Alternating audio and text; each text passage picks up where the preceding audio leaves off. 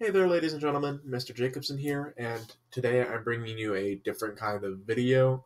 This is going to be a side video accompanying our discussion of coding and music and programming and how all of these things are kind of intertwined.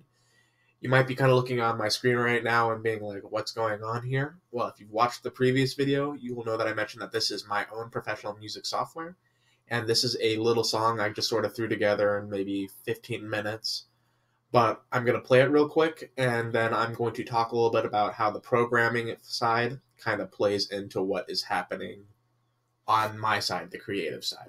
So let's play it out real quick and see what's going on.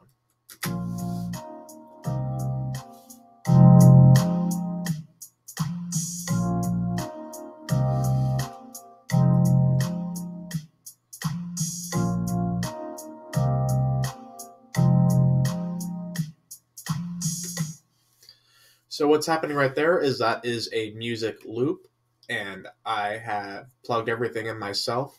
If you look on the screen, you can see things like claps, closed hi-hats, snares.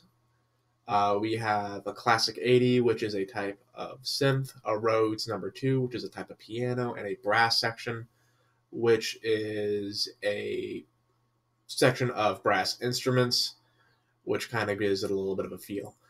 Anyways, guys, that is the creative part of it. Now, time to talk about the programming part. So, what did the programmers do to make my little snippet right here, this sort of basic loop, which would be kind of like a demo? What did they do to make this possible? So, guys, what they did is everything you see.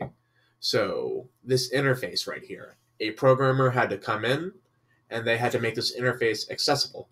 So that way, when I click something, let's say I click this snare and I add another snare right here. Let's just solo the snare real quick. So when I play the snare, well, that was a hi-hat, I'm sorry. When I play the snare,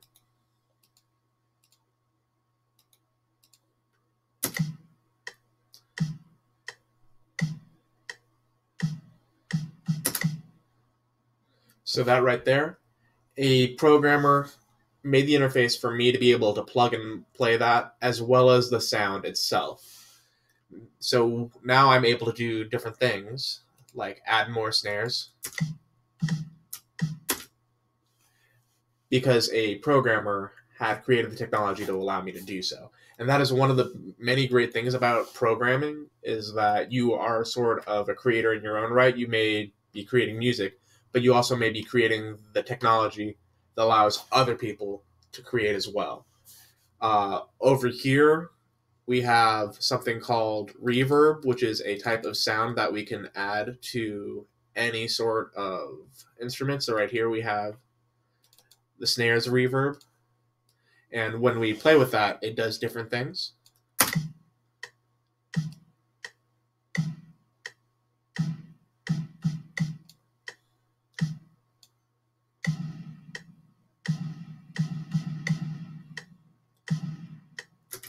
So once again, me having access to this different sound and being able to play with the sound is all due to a programmer creating the technology, allowing me to edit that sound. So the snare itself was created by a programmer and plugged into the software. The technology that allows me to mess with the reverb, that is also created by a programmer, which allows me to mess with the software. So, guys, once again, I just wanted this to be kind of a quick little video, just talking about exactly what the programmers did. Everything over here, all these sounds, these mixing presets, these scores, these bass lines, the piano sounds, everything was done and programmed by a programmer, a coder.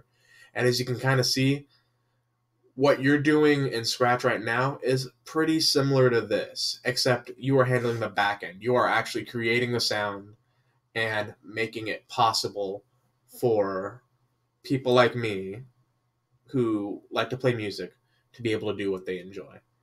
Anyways, guys, that is it for this video. If you have any questions about this video, please reach out and ask. I hope it was informative, and I hope it helped you on seeing how Scratch connects to the music industry. Thanks, guys.